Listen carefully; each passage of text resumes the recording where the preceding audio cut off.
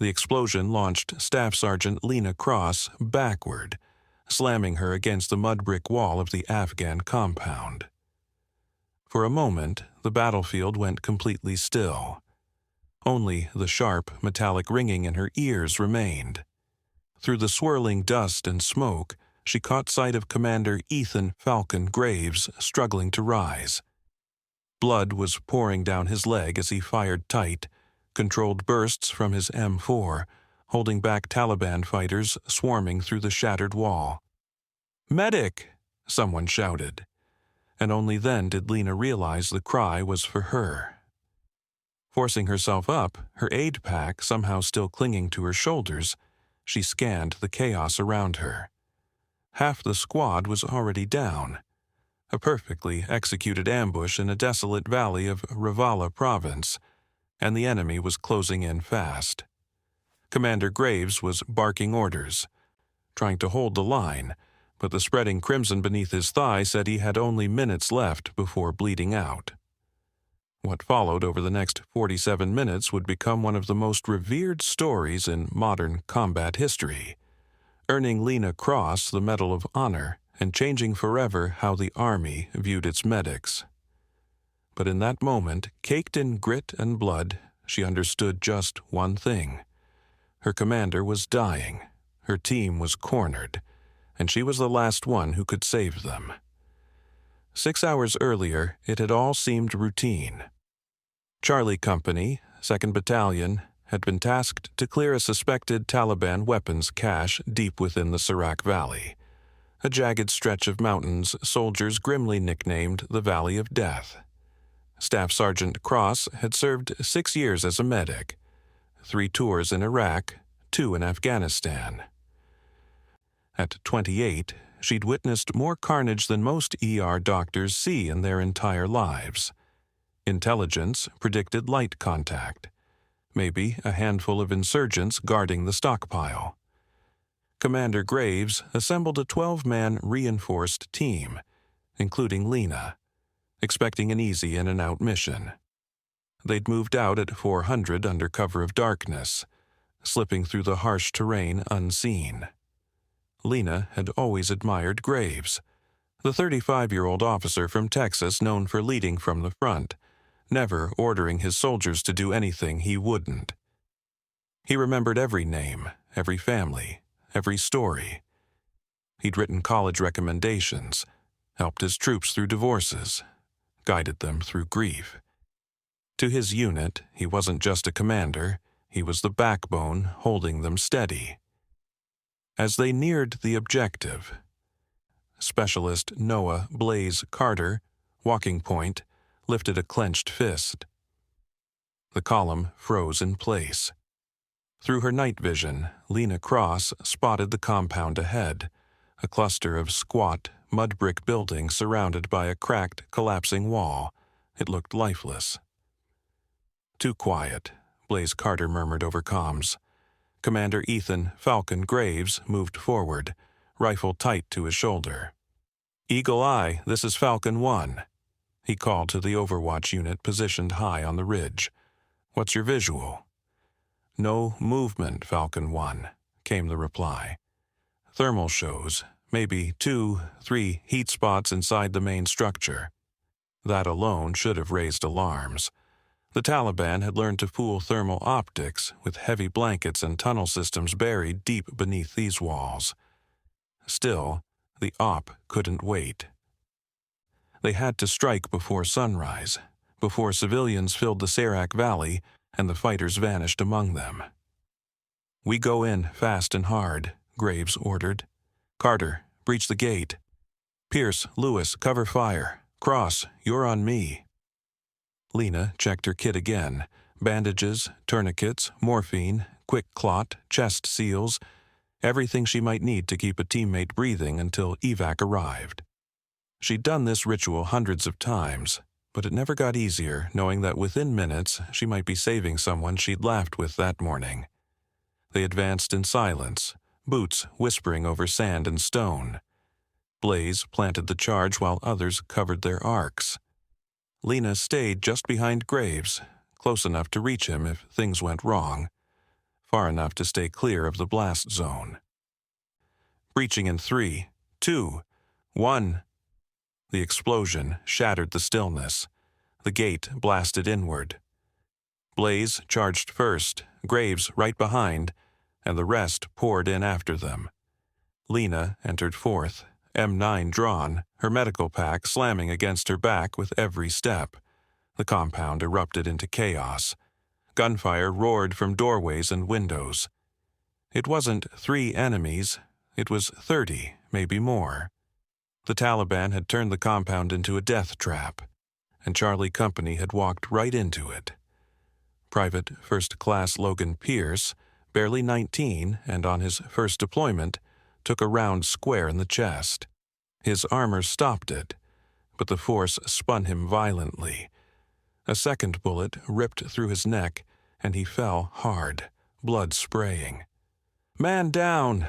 someone yelled, but Lena was already sprinting toward him before the echo faded.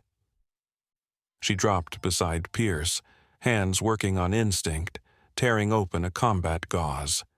The wound was deep. The round had grazed his carotid artery.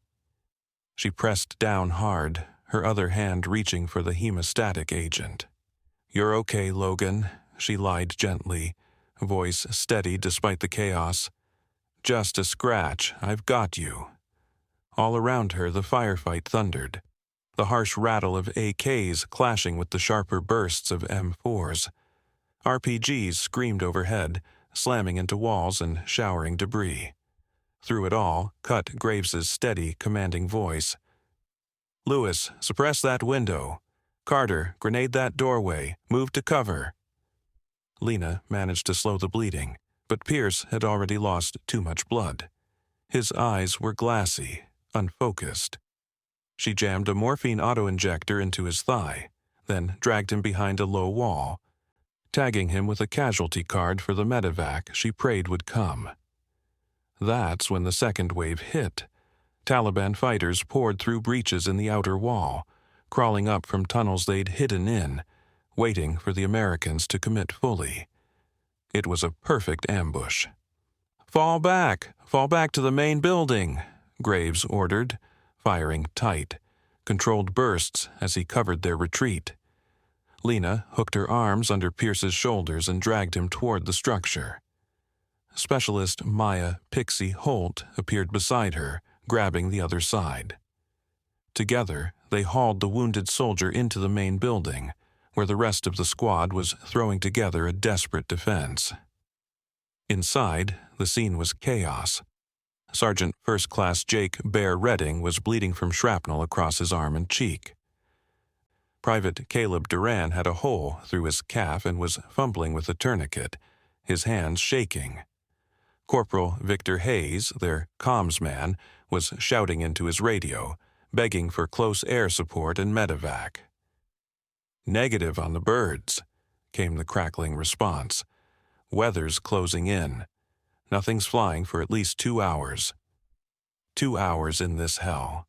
They might as well have said forever." Lena moved from man to man, assessing wounds, tightening tourniquets, pushing morphine. Her hands ran on instinct, muscle memory forged from years of trauma care. She tuned out the chaos, the gunfire, the screams, the concussions.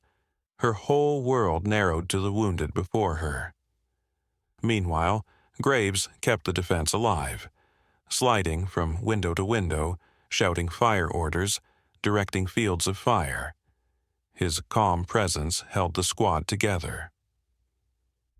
Then came the IED. The explosion had been waiting under the floor for weeks, triggered at the worst possible second. It tore through the room, tossing soldiers like rag dolls. Part of the roof collapsed, raining dirt and splinters. Lena hit the floor hard, ears ringing, vision swimming. She forced herself up through the dust, coughing, trying to find the living. What she saw made her blood run cold. Commander Graves was down, his right leg twisted unnaturally, blood gushing from a torn artery. His femoral was hit. He had minutes, maybe less. Lena crawled toward him, her medical pack still somehow strapped to her back. His eyes were open but distant, his skin already pale from blood loss. His M4 was still locked in his hands, and even half-conscious he kept trying to aim it toward the doorway, where the Taliban were surging in. Around her, the firefight roared, the rough rattle of AKs mixing with the sharper staccato of M4s. RPGs screamed overhead, slamming into walls and spitting debris everywhere. Through the noise came Graves' calm, commanding voice. "Lewis, suppress that window. Carter, frag that doorway. Move to cover." Lena stemmed the bleeding, but Pierce had already bled too much. His eyes were dull and unfocused. She jabbed a morphine auto-injector into his thigh, hauled him behind a low wall, and tagged him with a casualty card for the medevac she begged would arrive. Then the second wave hit. The Taliban poured through breaches in the outer wall and climbed up from tunnels where they'd waited, springing a flawless trap. Fall back to the main building," Graves ordered, firing tightly as he covered the withdrawal. Lena hooked her arms under Pierce and dragged him toward better shelter. Specialist Maya Pixie Holt materialized at her side, grabbing the other end. Together they stumbled into the main room where the squad was assembling a desperate defense. Inside, it was pure chaos. SFC Jake, Bear Redding, bled from shrapnel across his arm and face. Private Caleb Duran had a hole through his calf and fumbled with a tourniquet. Corporal Victor Hayes, on the radios, screamed for close air and medevac. "Negative on the birds," the reply crackled. "Weather's coming in. Nothing flying for at least 2 hours." 2 hours in this fight might as well be forever. Lena moved like a machine from man to man, checking wounds, tightening tourniquets, pushing morphine. Her hands moved on pure instinct. Muscle memory earned by years of trauma care. She shut out the bullets and explosions. Her world narrowed to the wounded at her feet. Graves kept the defense alive, bouncing from window to window and barking fire control. Then the IED exploded. The device had sat under the floor for weeks and detonated at the worst moment, flinging soldiers like rag dolls and collapsing part of the roof into the room.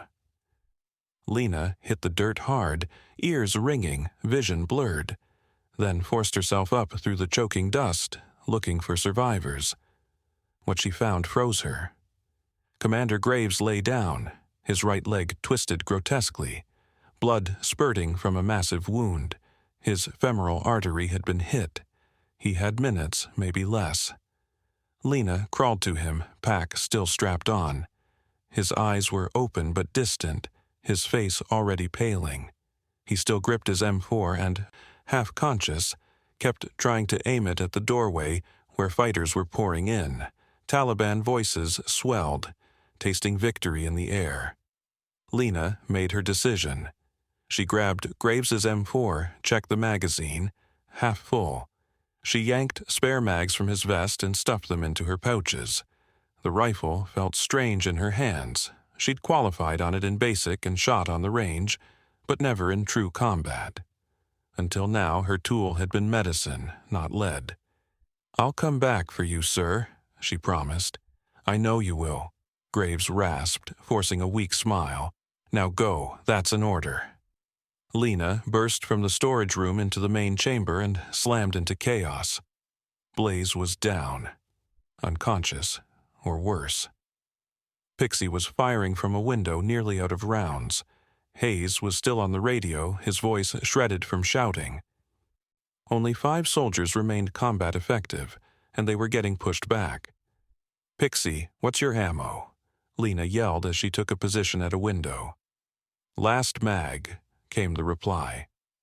Through the glass, she watched at least 20 fighters massing for a final push, moving through rubble and smoke. In minutes, they'd overrun the building. That's when her medical training flipped into something else. Medicine teaches you to spot patterns, diagnose fast, and act without hesitation. Scanning the enemy, she saw the pattern. They were bunching at 2 breach points, funneling into classic kill zones, exactly what Graves would have warned about. "Hayes, you got grenades?" she called. 2 frags, 1 smoke. Pixie Lewis, focus left breach, everyone else watch the right. "Prep those frags, Reyes." Lena shouldered Graves's M4. Her sight found a fighter carrying an RPG. She forced her breathing into the slow, steady rhythm they'd drilled. Exhale halfway, hold, squeeze. The rifle kicked into her shoulder. The man went down. It felt nothing like medicine. In the clinic, she fought to keep people alive. Here, she had to end lives to save others. The purpose, though, was identical. Protect her patients, her squad. Another silhouette stepped into her crosshair. A 3-round burst. He collapsed. "Frag out!" Hayes shouted, lobbing a grenade into the left breach. Bodies flew. Lena kept firing, measured and precise. Every round mattered. They were too low on ammo to waste a single shot. The medic, half of her brain, cataloged the damage clinically. Center mass hits that shredded organs. Precise headshots that stopped fighters instantly. "Reloading," Pixie called. "Covering," Lena answered, sliding her aim to Pixie's sector. The Taliban assault stumbled. They'd expected to roll over a beaten, wounded group. Instead, they met organized resistance and bodies piled at the breach points. Still, Lena knew they couldn't hold forever. Magazines were nearly spent, and the enemy kept pouring in. They needed a game changer. Then she remembered the cache intel. "Hayes, the cache." "Where exactly?" came the reply. "Across the courtyard, northeast corner." Lena peered through the glass, about 50 meters. Open ground, a killing field under Taliban fire. A run would be suicide, unless... "Hayes, smoke between us and that building. Pixie Lewis, Bear, lay covering fire on my signal." Pixie asked, "Lena, what are you doing?" "We need those weapons. I'm going for the cache." "That's insane." "So is dying here." "On my mark." Hayes tossed a smoke grenade. Purple haze rolled over the yard. Pixie and the others opened up, forcing the enemy down. Lena sprinted. Time stretched, bullets cracking past, tugging at her kit. The smoke hit her silhouette, but not the rounds. A tracer spat inches from her boots. Another shredded her medical pack. She crossed the 50 meters like it took forever and slammed into the target building, crashing through the door. Inside was exactly what intel promised. Crates of weapons and ammo, AKs, stacks of RPG-7s, and blocks of C4 with detonators. The Taliban had been planning something huge. Lena moved fast, shouldered an RPG, bundled rockets across her back, stuffed M4 mags into her pockets from captured crates, then improvised like any good combat engineer, rigging 2 C4 blocks to a simple timer, the same kind she'd seen too often in Iraq, now turned against their makers. She set it for 3 minutes, scooped up as much ammo as she could carry, and ran back. Smoke thinned. A fighter rose from cover with his AK. Lena fired Graves' M4 from the hip and dropped him. Another rose up. 3-round burst. Down. She barreled back through the door, ammo spilling from her arms. "Grab everything!" she shouted, dumping supplies into the waiting hands. "We're displacing in 2 minutes." "Displacing where?" Pixie asked, snatching fresh mags. "There's a depression in the ground 20 meters north. Better cover than here. Move the wounded first." Lena sprinted back to the storage room where she'd left Graves. He was conscious. Just barely. His face was paper white. But his eyes tracked her as she stepped in. "Heard? Shooting," he rasped. "Had to borrow your rifle, sir. Hope you don't mind." She slid under his arms and started the brutal drag toward the new position. Others were moving too, hauling and carrying the wounded, and as they cleared the building, the C4 slammed. The explosion was cataclysmic. The cache had far more explosives than she'd expected. The structure vanished in a 100-foot fireball. The shockwave flattened everything nearby, but it also stunned the fighters preparing another assault. "Move! Move!" Lena screamed, half carrying, half dragging Graves toward the shallow depression. It wasn't much, a natural fold about 3 feet deep, but it beat the ruined building. They slid in and immediately set defensive positions. Lena propped Graves against the earthen wall and checked his wounds. The tourniquet held, but his breathing worsened. "That's impressive," he managed. "Save your strength, sir." The Taliban were regrouping after the blast, but they were more cautious now. Their big explosion had shown the Americans still had teeth. They began probing, testing the line. Lena kept directing the defense while treating the wounded. One moment applying pressure dressings, the next shouldering Graves' M4 to fire, then back to morphine and calling sectors of fire. She was everywhere at once, medic and fighter fused into one. "Lena, I've got comms with the Predator," Hayes called out suddenly. The drone could give them eyes on enemy positions. The operator crackled. "Charlie Company, this is Eagle Eye. We count roughly 40 enemy fighters converging on your position. Recommend immediate extraction." "Negative on extraction," Lena replied, having assumed tactical command with Graves down. "We have non-ambulatory wounded. Request immediate CAS. Nearest fast movers 30 minutes out." "Can you hold?" 30 minutes, with 40 fighters closing and low ammo. Lena swallowed. "We'll hold," she said, louder than she felt. She scanned the squad. 5 still combat effective, 6 wounded, Graves among them. The math didn't add up. Then she remembered what Graves had taught. When the math fails, change the equation. "Hayes, that Predator armed?" "Negative. Surveillance only." "What about artillery? Any fire bases in range?" "Firebase Lightning's about 15 clicks out, but we're danger close for Artie." "Get them on the line."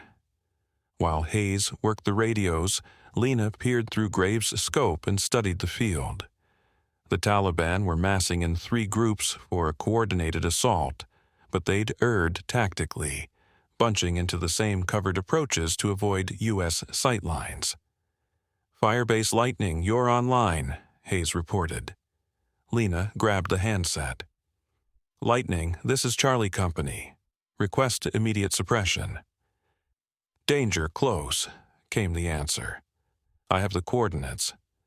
"Charlie Company, that's inside danger close range. We need—" "I'm the senior combat effective soldier," Lena cut in, her tone hard as steel. "And I'm calling it in, grid reference."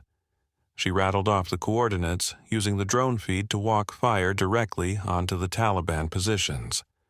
"Charlie Company, confirm you have adequate cover."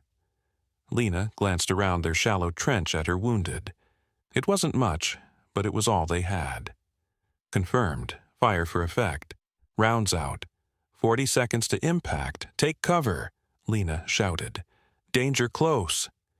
She threw herself over Graves, shielding him with her body just as the world exploded. The 155mm howitzer shells struck like the wrath of God. The earth convulsed. Dirt and debris rained down from every direction. The shockwave crushed the air from her lungs, leaving her gasping. But the effect on the enemy was devastating. Through the rolling smoke, she saw fighters hurled like ragdolls, their cover erased. "Adjust fire," she yelled, guiding the barrage through the drone's feed. "Drop 50, left 100. More rounds slammed in. The assault collapsed. Survivors broke and fled, their morale shattered by the storm of fire. "Cease fire! Cease fire!" Lena shouted. "Enemy retreating!" Then came silence, thick, eerie, broken only by the faint hum of rotor blades. Charlie Company, this is Dustoff 3-1. A new voice crackled through. We're 5 minutes out, pop smoke for visual. Medivac birds. Somehow, they'd found a gap in the storm. Lena yanked a green smoke canister, pulled the pin, and hurled it into the open. Then she turned to the wounded. Graves was still breathing, but barely. Pierce had slipped into shock. Blaze was conscious again, dazed and likely concussed. The next few minutes blurred together. Blackhawks swept in low, their door gunners pouring suppressive fire even though the enemy was gone. Flight medics jumped out, joining Lena in triaging and lifting the injured. "Who's in command here?" one shouted. "That'd be Sergeant Cross," Hayes replied, pointing at her. The medic blinked. Lena was caked in blood, dirt, and smoke. Graves's M4 hung across her chest, her medical pack torn and bullet-scarred. "You're the medic who called in the artillery?" "Someone had to," she said, helping lift Graves onto a stretcher. His eyes met hers as they raised him. "Lena," Graves whispered. She leaned in close. "Thank you," he breathed. "Just doing my job, sir." "No," Graves managed a faint grin. "You did everyone's job." As the helicopters lifted off, the adrenaline drained from her veins, and exhaustion slammed into her all at once. She'd been running on instinct for over an hour, and now, with the wounded safe and the battle over, her body finally began to give out. "Hey," Pixie called, pressing a canteen into her hands. I don't even have words." Lena drank deeply, then turned to take in the devastation. The compound was gone. Nothing left but rubble and flame. Bodies, mostly Taliban, littered the ground, smoke twisting skyward like a black storm. "I'm a medic," she murmured quietly. "I'm supposed to save lives." "You did," Pixie replied, "all of ours." Reinforcements arrived 20 minutes later, a full platoon from Firebase Lightning, ready for a fight that was already finished. Their lieutenant, a young West Pointer who'd probably never seen combat this raw, looked around in shock. "Who was the on-scene commander?" he asked. "Sergeant Cross," Hayes answered, pointing toward Lena. "She took over when Commander Graves went down." The lieutenant stared at her, disbelieving. "A medic did all this?" "A soldier did," Pixie corrected, "who just happens to also be a medic." The after-action report took hours to compile. The intel from the obliterated weapons cache would prove invaluable, but the story itself spread faster than any official memo. A combat medic had assumed command when her leader fell. She'd coordinated a defense against impossible odds, assaulted an enemy position alone to resupply her squad, called in danger close artillery, and still treated the wounded through it all. 3 months later, Lena Cross stood in the East Room of the White House, her dress uniform immaculate, new Master Sergeant stripes still feeling unfamiliar on her shoulders. Commander Graves was there too, walking with a cane, but walking. Pierce had survived, though medically discharged, and Blaze was back on active duty. The president read the citation. "For conspicuous gallantry and intrepidity at the risk of life, above and beyond the call of duty." As the Medal of Honor was placed around her neck, Lena thought back to the moment she had picked up Graves' rifle. That was the line she'd crossed, from healer to warrior, and somehow back again. Some said Lena Cross had broken her oath as a medic, but she knew the truth. She'd done whatever it took to save lives, whether that meant using a tourniquet or calling for artillery fire. After the ceremony, Graves approached her, walking slowly but steady. Rehab was finally paying off. "I never properly thanked you," he said. "You already did, sir, on the helicopter." "No, I mean it." He paused, searching for words. "You didn't just save me. You saved everyone. You became the leader we needed when it mattered most." "I only did what you would have done," Lena replied. Graves smiled faintly. "No, Cross, you did what had to be done. That's what makes you exceptional." Later at the reception, Lena found herself face to face with the Army Chief of Staff, a grizzled general who'd fought in more wars than anyone else in the room. "Sergeant Cross," he began, "what you did has started real discussions at the top about medic roles, emergency command authority, all of it. Some think medics shouldn't take offensive action, that it breaks medical neutrality." "And what do you think, sir?" she asked. The general gave a small, knowing smile. "I think, in combat, you do whatever it takes to bring your people home. You proved a medic can be a warrior when needed, without losing sight of the mission to save lives. You changed how we think about battlefield medicine. The impact of that day reached far beyond medals. The Army rewrote its combat medic doctrine, adding advanced weapons and tactical training, and officially establishing the role of the medic as an emergency leader. Lena herself helped design and teach the new program.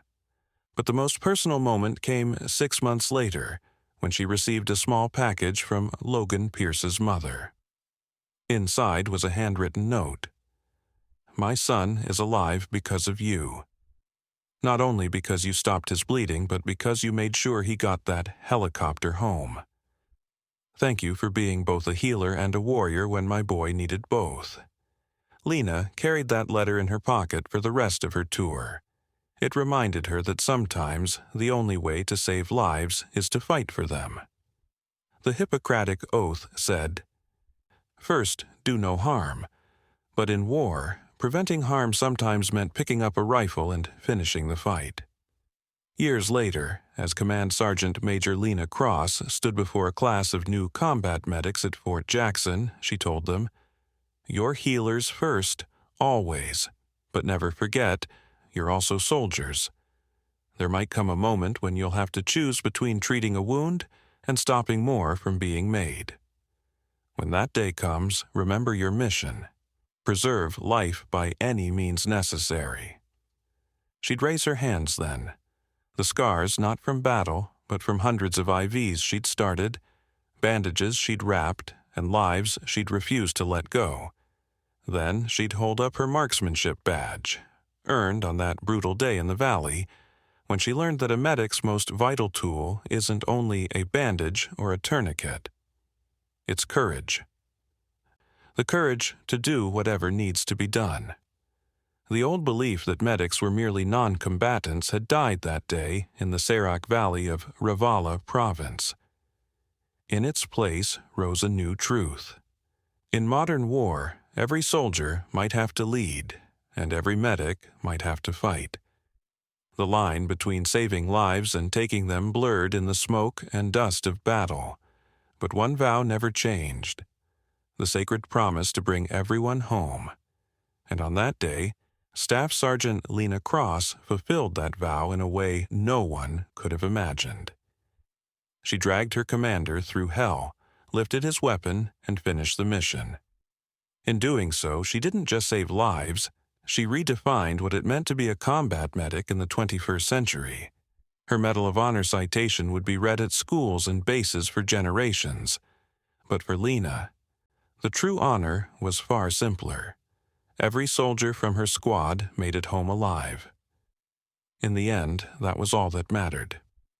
She had been a medic, a warrior, and a leader, whatever her people needed her to be. When death came for them, she stood between it and her soldiers, M4 in one hand, medical pack in the other, refusing to let either duty fail. The mission was complete. Her soldiers lived. Everything else was just ceremony. In those mountains, she'd learned the hardest truth of all. Sometimes to save lives, you have to be willing to take them. And sometimes the best medicine is precision firepower delivered with courage and resolve. As she looked out at her students, young medics preparing for their own trials by fire, She hoped they'd never face what she had. But if they did, she knew they'd be ready. Ready to heal, ready to fight, ready to lead, ready to do whatever it took to bring everyone home. Because that's what combat medics do. They stand between death and their soldiers, armed with bandages and bullets alike, fighting death with everything they have, and sometimes, just sometimes, they win. This is Major Tom's Tales.